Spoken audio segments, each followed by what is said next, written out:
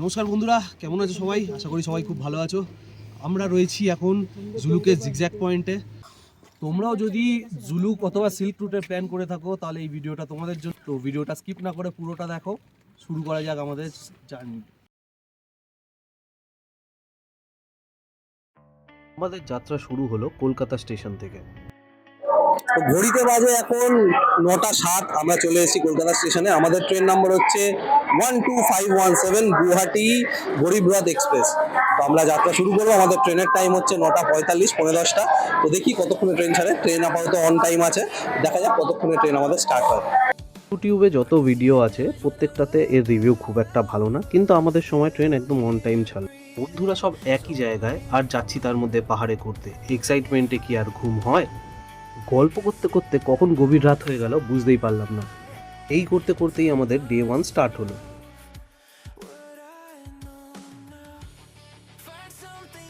রাতে কিছুক্ষণের জন্য চোখ লেগে যাওয়ার পর সকালে যখন চোখ খুললাম তখন ওয়েদার বাইরে ঠিক এই রকম। আর কিছুক্ষণের মধ্যেই আমরা এনজিপি নামতে চলেছি। তো ট্রেন নির্ধারিত সময়ের 1 ঘন্টা পর এসে পৌঁছেছে। এখন আমরা এনজিপি স্টেশনে। এখন বাজে 8টা 10। এবার এখানে যাক, আমাদের গাড়ি অলরেডি এসে আমাদের জন্য অপেক্ষা করছে। চলুন আগেই যাই। এনজিপিতে পৌঁছে ড্রাইভার দাদাকে কল করতেই উনি আমাদের কিছুক্ষণের মধ্যে পিক আপ করে নিল। রওনা দিলাম আমরা এনজিপি থেকে পাহাড় দেখার উদ্দেশ্যে। সবার মধ্যে কতটা এক্সাইটমেন্ট রয়েছে তোমরা নিজেরাই একবার দেখে নাও। আর মাত্র কিছুক্ষণের অপেক্ষা, তারপরেই আমাদের সামনের ল্যান্ডস্কেপ ঘন্টায় ঘন্টায় চেঞ্জ হতে থাকবে। ঘন্টাখানেক ড্রাইভ করার পর আমরা চলে এলাম আমাদের ব্রেকফাস্টের জন্য। ব্রেকফাস্ট করে আমরা এখান থেকে বেরাবো ঋষিখোলার জন্য। ব্রেকফাস্টে আমরা নিয়েছিলাম আলুর paratha, chicken momo, veg momo, 1 plate chicken chowmein আর সঙ্গে 1 প্লেট ম্যাগি। পাহাড়ের আঁকাবাঁকা রাস্তা ধরে পাশে তিস্তা নদীকে সঙ্গে নিয়ে আমরা চললাম আমাদের প্রথম দিনের গন্তব্যস্থলে। ডে 1-এর আমাদের ডেস্টিনেশন হলো ঋষিখোলা। ঋষিখোলাতে সাইট সিইং করার মতো কোনো স্পট নেই, তাই আমরা ডাইরেক্ট আমাদের হোমস্টেতে গিয়ে উঠলাম। তবে ঋষিখোলা পৌঁছানোর রাস্তা একদমই ভালো না। কিছু কিছু জায়গায় তো রাস্তার এরকম অবস্থা যেখান দিয়ে একটা গাড়ি গেলে আর একটা গাড়ি যাওয়ার কোনো প্যাসেজই নেই। এখন হচ্ছে টাইম 2:10। এইমাত্র আমরা ঋষিখোলা এসে পৌঁছালাম। আমরা এসেছি আমাদের বনলতা হোমস্টেতে। এখানেই আমরা থাকবো আজকে। আর এখানে কী কী আছে ঘুরে আপনাদের দেখাবো। চলো ঝট করে তোমাদেরকে একবার আমাদের প্রথম দিনের হোমস্টেটা দেখিয়ে নিই। এই হোমস্টেতে তুমি 2খানা ফ্লোর পেয়ে যাবে, আর দুটো ফ্লোরেরই 5টা করে রুম আছে। সামনের দিকে রয়েছে ডাইনিং আর কিচেন এরিয়া, তার সঙ্গে পুরোটাই গার্ডেন। মানে তুমি ডান দিক বাদিক যেদিকেই তাকাবে সেদিকেই তুমি গাছ দেখতে পারবে। ঋষিখোলা এমন একটা অফবিট ডেস্টিনেশন যার চারিদিক পাহাড়ে ঘেরা, আর সেই পাহাড়গুলোর মাঝখান দিয়ে বয়ে চলেছে ঋষি নদী। আর সেই ঋষি নদীর দুধারে গড়ে উঠেছে ছোট ছোট 2-3টে হোমস্টে। আমরা এখন দাঁড়িয়ে ঋষি নদীর তীরে। আর দেখুন কলকল করে বয়ে চলেছে আমাদের ঋষি নদী। ফটোজেনিকদের জন্য পাহাড় একটা স্বপ্ন রাজ্য, তাই তো লেট না করে আমিও একটা ফটো তুলেই নিলাম। দুপুরের খাবার রয়েছে আমাদের ভাত, আলু ভাজা, বাঁধাকপির তরকারি, ডাল আর ডিমের কারি। পাহাড়ে বিকেল থেকে সন্ধেও নামে ঝপ করে, আর সন্ধে থেকে রাত হতেও খুব বেশি সময় লাগে না। ডে 1-এ আমাদের রাতের মেনু ছিল ফ্রাইড রাইস আর চিকেন কষা। গুড মর্নিং বন্ধুরা, আজ আমাদের ডে 2 এর শুরু। আজকে আমরা ঋষিখোলা ছেড়ে যেতে চলেছি লিংতামের উদ্দেশ্যে। রাস্তায় যেতে যেতে দেখাচ্ছি অ্যাক্টিভিটি। বেরানোর আগে ঝট করে একবার ব্রেকফাস্টটা সেরে নিই। ব্রেকফাস্টে ছিল লুচি, ছোলার ডাল। আর ট্রাস্ট মি, পাহাড়ে চাই না কেন বাঙালি খাওয়ার আরও বেশি টেস্টি হয়ে ওঠে। ব্রেকফাস্ট শেষ করে আমরা বেরালাম ঋষিখোলা থেকে লিংতামের উদ্দেশ্যে। লিংতাম যাওয়ার পথে সবার প্রথম আমাদের সাইট সিইং হলো গণেশ মন্দির। এই হলো গণেশ মন্দির। গণেশ মন্দিরের পাশে একটি হনুমান মন্দিরও অবস্থিত রয়েছে।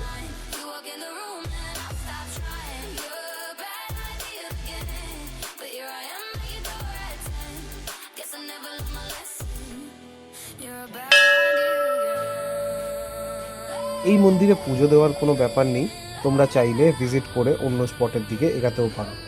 কিন্তু জানি না কেন আমার মনে একটা আজব রকমের শান্তি লাগলো, যার জন্য আমি একটু বেশি টাইমই স্পেন্ড করে গেলাম মন্দিরে। গণেশ মন্দির থেকে বেরিয়ে ঠিক ডান দিকেই তোমরা দেখতে পারবে হনুমান মন্দির। এসেছি যখন বজরংবলীর দর্শন না করেই চলে যাব, তাই একবার ভেতরে ঢুকে প্রণাম করেই এলাম। মন্দিরের ভেতরে ঢুকে দেখলাম মাঝখানেতে বজরংবলীর মূর্তি আর চারিদিকের দেয়ালে রামায়ণের চিত্রকথা।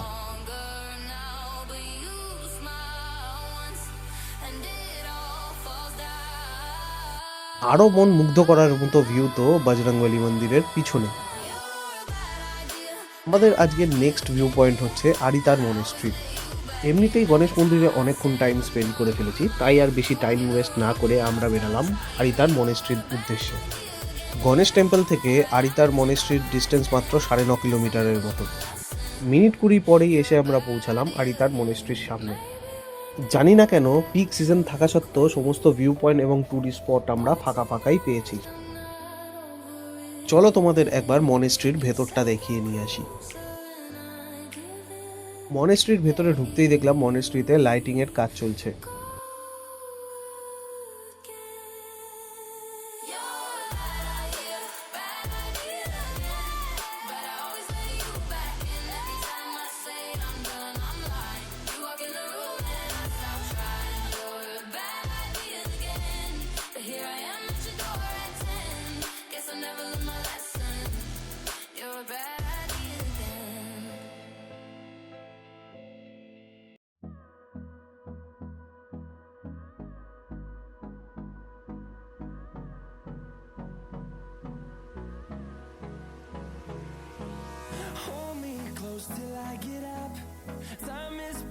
মনেস্ট্রি ঘোরা হয়ে গেছে, এবার আমাদের নেক্সট ট্যুরিস্ট স্পট হচ্ছে namkeen view point. Aritar monastery থেকে মানকিন ভিউ পয়েন্টের ডিস্টেন্স মাত্র 1.5 কিলোমিটার, তো পৌঁছাতে আমাদের 5 মিনিটের বেশি সময় লাগেনি। তবে প্রবলেম যেটা সেটা হলো মানকিন ভিউ পয়েন্টে গেলে হলো না, সেখান থেকে তোমাকে অনেকগুলো সিঁড়ি ভেঙে উপরে উঠতে হবে। মাত্র জাস্ট আমরা মানকিন ভিউ পয়েন্টে এসেছি। ভিউ পয়েন্ট থেকে আরিতার লেকের কত সুন্দর ভিউ দেখো, খুব সুন্দর ভিউ। মোবাইলের ক্যামেরা দিয়ে দেখা আর চোখে দেখার মধ্যে অনেক পার্থক্য আছে, কারণ মোবাইলের ক্যামেরা যে সৌন্দর্যতা ক্যাপচার করতে পারে না, তা চোখ পারে। এই যে দেখা যাচ্ছে আমাদের নিচে আরিতার লেক। আচ্ছা, মানকিন ভিউ পয়েন্টে একটা মহাদেবেরও মন্দির রয়েছে, তোমরা চাইলে সেটাকেও ভিজিট করে আসতে পারো। তারপর ঠান্ডা কেমন? ঠান্ডা কোথায়? দেখতে পাচ্ছি না। মজা করতে করতে আমরা পাহাড়ের উপর থেকে নিচের দিকে আরিতার লেকের দিকে এগাতে শুরু করলাম। এসে পৌঁছালাম আমরা আরিতার লেকে। চলো তোমাদেরকে একবার দেখিয়ে দিই যে আরিতার লেক থেকে মানকিন ভিউ পয়েন্টটা কিরকম দেখা যায়। আমি ক্যামেরাটা জুম করছি, দেখো ওই দেখা যাচ্ছে মানকিন ভিউ পয়েন্ট, যেখানে কিছুক্ষণ আগে আমরা ছিলাম। আরিতার লেকে বোটিংয়ের সুবিধা আছে, তোমরা চাইলে বোটিংও করতে পারো। আমাদের হাতে খুব বেশি সময় ছিল না, তাই আমরা বোটিংটাকে স্কিপ করে একবার পুরো আরিতার লেকটা ঘুরে দেখে আমরা রয়েছি আরিতার লেকে, এখানে আমাদের ঘোরা অলমোস্ট কমপ্লিট। এবার আমরা এখান দিয়ে বেরাবো রঙ্গোলি মার্কেটের জন্য। রঙ্গোলি মার্কেটে এসে আমি সবার আগে একটা হাতের গ্লাভস কিনে নিলাম, কারণ আমরা পরের দিনই যাচ্ছি সুলুকের উদ্দেশ্যে। আমরা জাস্ট এসে লিংটামে পৌঁছালাম আমাদের হোমস্টেতে, যার নাম আসাম্পা রিট্রিট। এটাকে বনলতা ডিলাক্সও বলা হয়। তো আমাদের প্যাকেজে এটা বনলতা ডিলাক্স বলেই দেওয়া আছে। রুম তোমাদেরকে দেখাচ্ছি খুব তাড়াতাড়ি। আমাদের এই 5 দিনের পুরো ট্যুরের মধ্যে এই একটাই রুম পেয়েছিলাম, যেটা ছিল ডিলাক্স রুম। এছাড়া বাকি দিনগুলো যে রুম পেয়েছিলাম আমরা, সেগুলো সেমি ডিলাক্স বলাই চলে। রুমের মধ্যে একটা টিভিও ছিল, কিন্তু কেবিল লাইন কাট করা ছিল, মানে টিভিটা শো অফের জন্যই শুধুমাত্র রাখা ছিল। এইখানে আর একটা জিনিস বলে রাখি, লিংকাম থেকে ভালো ঠান্ডা শুরু হয়, সো এই সমস্ত হোটেলগুলোতে তুমি সবকটাতেই গিজার পেয়ে যাবে। আজকে আমাদের লাঞ্চে রয়েছে ভাত, ডাল, এখানে আলু ভাজা, পাঁপড়, এখানে রয়েছে সয়াবিনের তরকারি আর সঙ্গে ডিম কারি খাবার। সন্ধে হতে না হতে চলে এসছে ভেজ পকোড়া, সঙ্গে চা, আর এখানে আছে সস। ঠান্ডা বাইরে মারাত্মক লেভেলে, ঘরে আছি, স্নান করে সবে এসেছি, হাত পা কাঁপছে আমার লিটারালি। গরম গরম পুকুরে দিয়ে শুরু করবো সন্ধ্যেটা, তারপর রাতে কি আছে না আছে সেটাও দেখাবো। রাতের মেনু ভাত, এখানে আলু ভাজা, এখানে ডাল, পেঁয়াজ, আর একটা জিনিস আছে, চিকেন তো আছে, কিন্তু চিকেন না, এগুলো বলা আছে, বলা ছাট বলি না আমরা যেটাকে, ছাট, সেই ছাট আছে এখানে, ঠিক আছে? এটা হচ্ছে বলা, ছাট। দুখানায় গলা পেয়েছি আমি এখানে, দুখানা গলার পিস। যতটা ভেবেছিলাম সার্ভিস ততটা ভালো না। এই দেখো, এই মুরগিটার পোলিও হয়েছিল, এই পোলিওওয়ালা চিকেন পেয়েছি, আর এই মুরগিটার এই মুরগিটার ওভারডোজ হয়ে গেছিল, হেলদি হয়ে গেছে অতিরিক্ত। তো আমাকে ব্লগ বানাতে দেখে ওরা চিকেনের না এক্সট্রা পিস কটা দিয়ে গেছিল।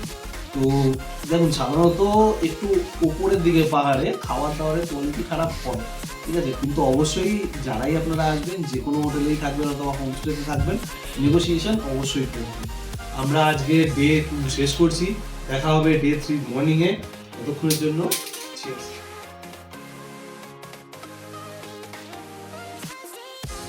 গুড মর্নিং ফ্রেন্ডস, ডে 3 আমাদের স্টার্ট হয়ে গেছে। আজকে আমরা এগাবো জুলুকের উদ্দেশ্যে। যেতে যেতে আমাদের রাস্তায় পড়বে কিউখোলা ওয়াটারফলস, ইকো পার্ক এবং কিছুটা ওটা লিংতাম রিভার, অ্যান্ড তার সঙ্গে একটা হ্যাঙ্গিং ব্রিজও আছে। তো যেতে যেতে দেখাচ্ছি। তার আগে চলুন গিয়ে ব্রেকফাস্টটা করি। ব্রেকফাস্টে রয়েছে আমাদের রুটি, এখানে রয়েছে ঘুগনি আর আচার আর পেঁয়াজ কাঁচা লঙ্কা। হোটেল থেকে চেক আউট করার পর আমাদের ফার্স্ট ভিউ পয়েন্ট ছিল লিংতাম রিভার অ্যান্ড লিংতামের হ্যাঙ্গিং ব্রিজ। জাস্ট এসে পৌঁছালাম আমরা লিংতাম রিভারে। ওইখানে ওই দিকে দেখা যাচ্ছে হ্যাঙ্গিং ব্রিজ। তো আমরা যাই, গিয়ে দেখি কিরকম হ্যাঙ্গিং ব্রিজ, একটু ঝুলে নিই।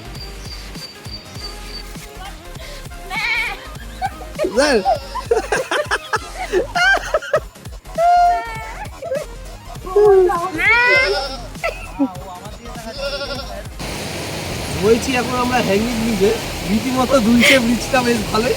আর এখান দিয়ে বেশ বয়ে চলেছে আমাদের লিংতাম রোড। আওয়াজটা শোনো, খালি আওয়াজটা শোনো, কি জোর বয়ে চলেছে, ভালো জোরে বয়ে চলেছে। আমাদের ডে 3 এর সেকেন্ড স্পট হলো কিউখোলা ওয়াটারফলস। তারপর যাব আমরা থার্ড স্পট ইকো নেচার পার্কে। তারপর সেখান থেকে আমরা বেরাবো জুলুক ভিলেজের উদ্দেশ্যে। এখন আমরা এসে পৌঁছেছি কিউখোলা ওয়াটারফলসে। দেখতে পাচ্ছ আমার পিছনে আছে ওয়াটারফলস, আর পাশে চলছে জিপলাইন। এখানে অ্যাডভেঞ্চার আছে করার মতো। জিপলাইন পার পার্সন 200 টাকা করে লাগে টিকিট প্রাইস। এছাড়া এখানে লোকাল যে ড্রেস হয়, একটু সামনে এগিয়ে নিয়ে আসো, একটু ওই দিকটা দেখাও। ওখানে আপনারা দেখতে পাবেন, ওই দেখুন জিপলাইনও হচ্ছে সঙ্গে সঙ্গে ওখানে লোকাল ড্রেসও আপনারা পরতে পারেন। জিপ লাইন দেখে আমি আর নিজেকে আটকে রাখতে পারলাম না। ভাবলাম আবার কবে সুযোগ পাবো না পাবো, করেই নি একবার। এর আগে যখন কালিম্পং এসেছিলাম তখনও একবার সুযোগ পেয়েছিলাম, কিন্তু সেই জিপ লাইনিংয়ের ডিস্টেন্স খুব বেশি না হওয়ার জন্য অতটা ইন্টারেস্ট পাইনি। জিপলাইন করে এসে খুব জোর খিদে পেয়ে গেছে। আমরা চলে এসেছি মোমো খেতে, মোমো খাবো, তারপর যাব আমরা ইকো পার্কে। আমি আসছি, আমি স্যুপ খাচ্ছিলাম, আমাকে দেখাবো। দেখাও, স্যুপ কর, স্যুপ কর। আমি মোমো নিয়েছি একটা, যাই না কারণ চিকেন মোমো খাওয়ার পর আমরা ওয়াই অর্ডার করে নিয়েছি। চিকেন মোমোতে ঠিক পেট ভরেনি। চিকেন মোমোর দাম নিয়েছিল 90 টাকা করে, ওয়াই এর দাম 50 টাকা। এরপর যাব আমরা ইকো পার্ক। মোমো আর ওয়াই খেয়ে আমরা বেরিয়ে পড়লাম ইকো পার্কের উদ্দেশ্যে। এটাই আমাদের আজকের লাস্ট টুরিস্ট স্পট। এরপর আমরা জুলুক ভিলেজের দিকে এগাবো। এসে পৌঁছালাম আমরা ইকো নেচার পার্কে। এখানে ঢুকতে কোনো টাকা লাগে না। চলো একবার পার্কটা একটু ঘুরে দেখি, একটু ইকো নেচার পার্কটাকে এক্সপ্লোর করি। একবার খালি ভিউটা দেখো, এই সাইডে ভিউ মারাত্মক। দিতে এর থেকে বেস্ট ভিউ আর কিছু হয় বলে আমার মনে হয়। পাইন ফরেস্ট আর তার মধ্যে মেঘেদের বারবার আনাগোনা আর লুকোচুরি খেলা, এই সমস্ত ভিউ কেন জানি না স্বপ্নের মতো মনে হয়। ওকে, ইকো পার্ক থেকে বেরিয়ে আমরা এখন যাচ্ছি জুলুকের দিকে। আর একটা জিনিস বলার ছিল, পারমিটের জন্য তো সবার কাছ থেকে টাকা লাগবে, সঙ্গে ওয়াইল্ড লাইফ থেকে যখন আপনারা এন্টার করবেন এখানেও পার হেড 100 টাকা করে আপনাকে চার্জ পে করতে হবে এন্ট্রি ফি হিসাবে। জুলুক সিল্ক রুট ঘুরতে গেলে প্রত্যেকেরই পারমিট করাটা বাধ্যতামূলক। তবে চিন্তার কোনো ব্যাপার নেই, আপনাদের সঙ্গে যে ড্রাইভার দাদা থাকবে তাকে বলে দিলেই সেই পারমিট করিয়ে দেবে। শুধু আপনাদের অরিজিনাল ভোটার আইডি কার্ড আর একটা করে ফটো তাকে দিতে হবে। পারমিটের জন্য চার্জ লাগে গাড়ি প্রতি 1000 টাকা করে। ওই সামনে যে ভিলেজটা দেখতে পাচ্ছেন ওটাই জুলুক ভিলেজ। আমরা জাস্ট এসে পৌঁছালাম জুলুক ভিলেজে। ওয়েদার এখানকার খতরনাক হয়ে আছে, পুরো কুয়াশায় কুয়াশাচ্ছন্ন, ঠান্ডাও মারাত্মক লেভেলে। হালকা হালকা বৃষ্টি হচ্ছে, ঠিক আছে, ঠান্ডা আরো পড়বে সন্ধ্যাবেলার দিকে। কি ঠান্ডা কেমন লাগছে? জুলুক লেগে ঠান্ডা ঠান্ডা ওয়েদারে গরম গরম ভাত, মানে সয়াবিনের তরকারি, গরম গরম ডাল, আর এখানে ডিমের কারি। আবার ডিমের কারি। জুলুকে এখন মারাত্মক ঠান্ডা। এখন বাজে 6টা, টেম্পারেচার 7 ডিগ্রি। মুখে দিয়ে ধোয়া বেরোচ্ছে। গরম গরম চায়ের সাথে আমরা এখন পেয়ে গেছি এখানে ব্যাগ ভর্তি পপকর্ন, এগুলো খাবো, তারপর যাবো আমরা আর্মি ক্যান্টিনের উদ্দেশ্যে। টাইম এখন 7টা, আমরা এসেছিলাম দ্য ক্লাউড ওয়ারিয়ার্স ক্যাফেতে, এসে জানতে পারলাম ক্যাফে 5টার মধ্যে বন্ধ হয়ে যায়। এছাড়া আশেপাশে সব মোটামুটি বন্ধ। ব্যাক করে এবার আমাদের আবার 1 কিলোমিটার উপরে উঠতে হবে। ভেবেছিলাম ক্যাফেতে এসেছি, এত দূর এসেছি, ক্যাফেতে একবার খেয়ে যাবো কিছু।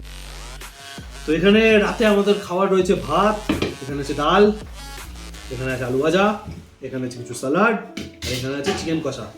তাড়াতাড়ি করে আমরা খেয়ে নিই, কালকে আমাদের অনেক ভোরবেলা বেরাতে হবে ঝটঝট খেয়ে। কালকে সকালে একটা ডে 4 এর মতো করে শুরু করবো।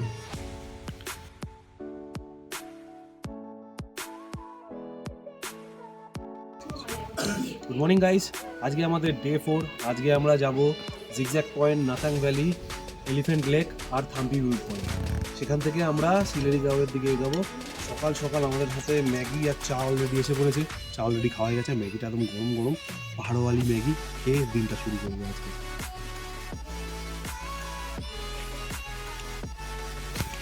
ডে 4 এর আমাদের ফার্স্ট ট্যুরিস্ট স্পট ছিল জিগজ্যাগ পয়েন্ট। আমরা জাস্ট এসে পৌঁছালাম জিগজ্যাগ পয়েন্টে। ভিউটা খালি একবার দেখো, কি সুন্দর ভিউ এখানকার। যদিও কুয়াশাচ্ছন্ন হয়ে আছে, নিচে জুলু ভিলেজ দেখা যাচ্ছে, ওখানে আমরা ছিলাম কালকে রাত্রিবেলা। সিল্ক রুটের কথা আগেও অনেকবার শুনেছি, কিন্তু চোখে দেখলাম প্রথমবার।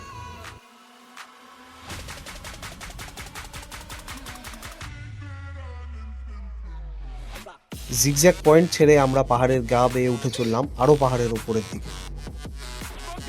আমরা আছি এখন 11,200 ফিট অল্টিটিউডে, মানে থাম্পি ভিউ পয়েন্টে। আমরা পাস করছি পাঙ্গুলাকা ওয়াইল্ড লাইফ সেঞ্চুরির মাঝখান থেকে।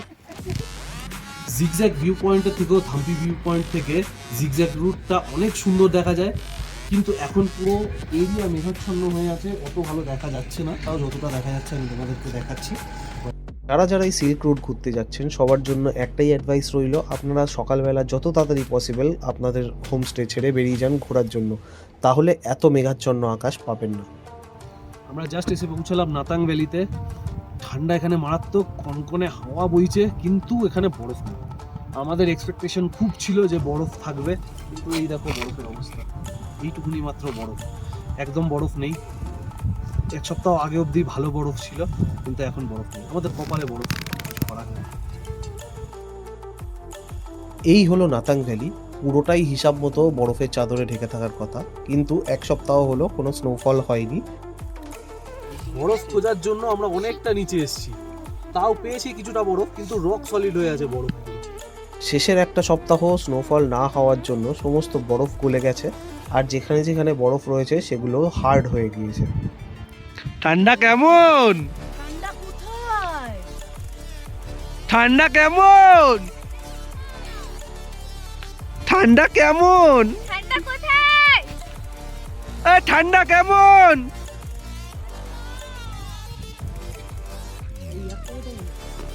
নাতাং ভ্যালি ছেড়ে এবার আমরা এগাচ্ছি এলিফ্যান্ট লেকের উদ্দেশ্যে। তো আমরা এখন আছি আমাদের ট্রিপের সবথেকে হাইয়েস্ট অল্টিটিউড, যেটা হচ্ছে 13,400 ফিট। এটা হচ্ছে এলিফ্যান্ট লেক। আমার পেছনেই এলিফ্যান্ট লেক আছে, চলুন আপনাদের দেখাই একটা। ওই যে দেখতে পাচ্ছ হাতি সুরের মতো লেকটাকে এরম বাঁক নিয়েছে, ওই কারণেই এই লেকটির নাম এলিফ্যান্ট লেক। ভেবেছিলাম নাতাং ভ্যালিতে আমরা ভালো স্নো পাবো, কিন্তু পাইনি।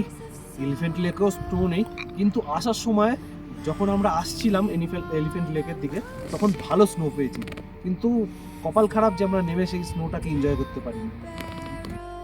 এরপর এলিফ্যান্ট লেক থেকে আমরা একটু নিচের দিকে যাব, ওল্ড বাবা মন্দিরের দিকে। তারপর আমরা আমাদের গন্তব্যে রওনা দেবো সিলেরিগাঁওয়ের জন্য।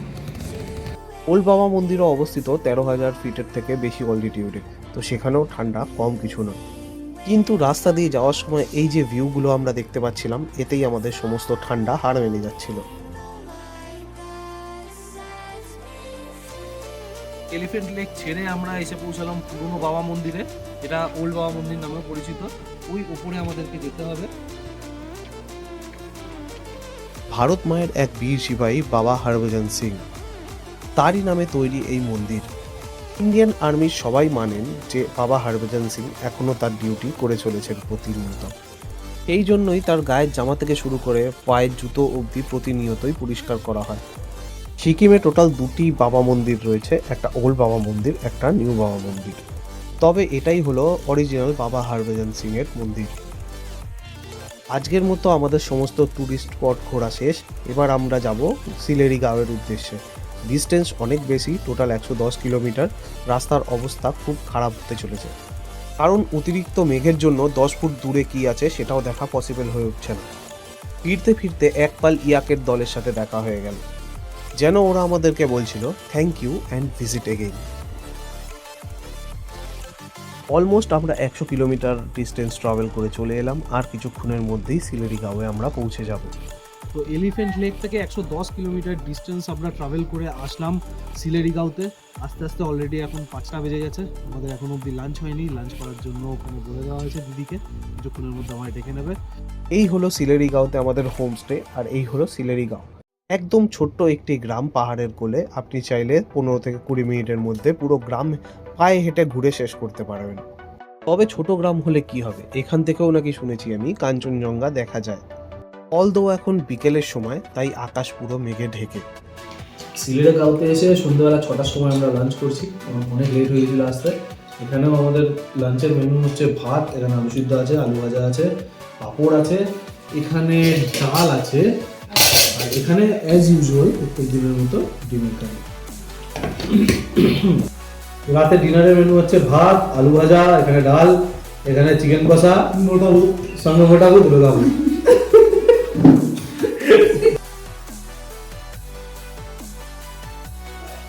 তো আজকে হচ্ছে 5th অ্যান্ড ফাইনাল ডে আমাদের ট্রিপের। আজকে আমরা রয়েছি সিলেরি গাঁওতে। এখানে সাইট সিইং তেমন কিছু নেই, একটাই সাইট সিইং আছে, সেটা হচ্ছে রামেতি ভিউ পয়েন্ট। সেখানে থেকে আমরা আসবো, এসে গাড়ি ধরে আমরা ডাইরেক্ট যাবো বেঙ্গল সাফারি। সেখানে বেঙ্গল সাফারিতে ইচ্ছা হলে আমরা ঢুকবো, আর না হলে এনজিপি চলে যাবো। আমাদের এই 5 days 4 nighter যে ট্রিপটা, সেটা অর্গানাইজ করে দিয়েছিল নেচার ট্যুরস অ্যান্ড ট্রাভেলস। ওদেরকে অনেক ধন্যবাদ। নেচার ট্যুরস অ্যান্ড ট্রাভেলসের কন্ট্যাক্ট ডিটেলস আমি ডিসক্রিপশন বক্সে দিয়ে দেবো, সঙ্গে একজন লোকাল ট্যুর গাইডেরও কন্ট্যাক্ট ডিটেলস আমি ডিসক্রিপশন বক্সে দিয়ে দেবো। চেক আউট করতে ভুলো না। 5800 টাকায় এর থেকে আমার মনে হয় কম প্যাকেজের কোনো Zuluk trip, specially 5 days 4 nighter হতে পারে না। ব্রেকফাস্ট করে যে ফুলকো ফুলকো লুচি আর সঙ্গে আলু চচ্চড়ি সটেড। সিলেরি গাঁও থেকে 1.5 কিলোমিটার ট্রেক করে আমরা আসলাম রামেতি ভিউ পয়েন্টে। শ্বাস ফুলতে শুরু করেছে। সামনে আসো, তোমাদের ভিউ দেখাচ্ছি। এই হলো রামেতি ভিউ পয়েন্ট। এখান থেকে ভিউ দেখার জন্য আপনাকে সামনের পাথরটার কাছে যেতেই হবে।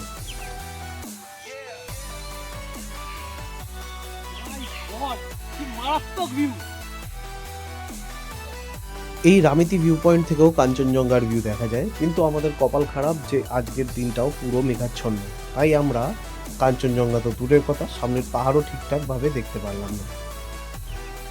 শুনেছিলাম এখান থেকে নাকি কাঞ্চনজঙ্ঘা দেখা যায় কিনা জানি না, কারণ পুরো এরিয়া কুয়াশাচ্ছন্ন হয়ে আছে। কিন্তু ট্রাস্ট মি, এত মানে আমরা যে 1.5 কিলোমিটার ট্রেক করে এসলাম, যা খাটনিটা হলো, পুরোপুরি সিনারি ওয়ার্থ ইট। এবার বাড়ি ফেরার পালা। জিপি থেকে আমাদের ট্রেন রাত্রি 11:40-এ বন্দে ভারত স্লিপার এক্সপ্রেস। মন এবার খারাপ হতে শুরু করলো, কারণ পাহাড় ছেড়ে বাড়ি ফিরতে হবে। জানি না আবার কবে পাহাড়ে আসতে পারবো, তবে ততদিন অবধি এই মেমোরিগুলোই আমাদেরকে ইন্ধন যোগাবে। তাহলে চলো একবার হিসাব করে নিই আমাদের এই 5 দিন 4 রাতের জুলুক ট্রিপে কত টাকা খরচা হলো। প্যাকেজ অ্যামাউন্ট হলো 5800 টাকা করে পার পার্সন। ট্রেনের টিকিট ডিপেন্ড করছে আপনি কোন ট্রেনে আর কোন কোচ সিলেক্ট করে যাচ্ছেন তার উপর। জুলুক আর সিল্ক রুট যাওয়ার জন্য পারমিট লাগে পার গাড়ি 1000 টাকা করে, আর ওয়াইল্ড লাইফ সেঞ্চুরির মাঝখান থেকে যাওয়ার জন্য পার হেড 100 টাকা করে পারমিট লাগে। তো ভিডিওটা ভালো লেগে থাকলে অবশ্যই একটা লাইক করে দিও। তোমাদের কি ওপিনিয়ন আছে কমেন্ট বক্সে আমাকে অবশ্যই জানাবে। আর এরকম ভিডিও আরও দেখার জন্য বেল আইকনটা প্রেস করে নেবে। ইন ফিউচারে অন্যান্য ভিডিওর সাথে আবার দেখা হবে, ততক্ষণের জন্য